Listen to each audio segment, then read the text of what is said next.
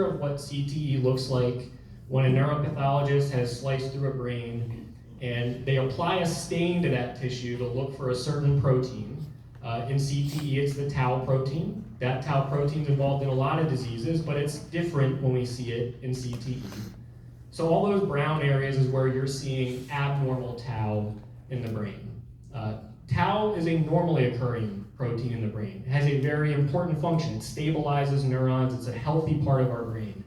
But when it becomes dysregulated, it misfolds, it tangles up inside the neuron, it suffocates it, ultimately kills it. And that's what this brown stuff is detecting. It's detecting the bad version of tau. And in CTE, the way we differentiate it from things like Alzheimer's disease is where we're seeing it.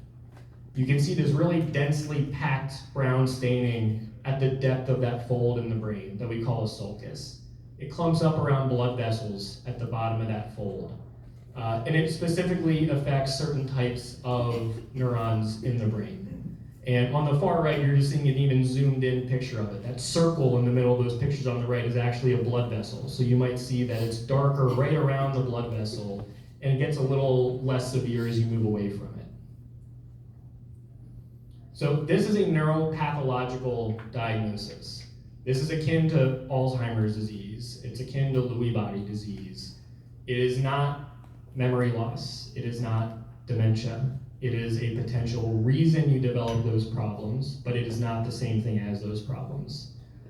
This is just one more picture showing some of the differences between what Alzheimer's disease looks like in the brain versus CTE. So on the top, those are pictures of Alzheimer's disease.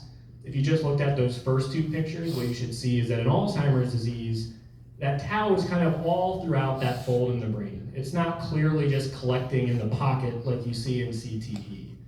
And there's some thought that it's actually something about the trauma-induced aspect of CTE that leads to that area of the brain being really susceptible to it. And why in Alzheimer's disease, it's much more confluent and spread throughout.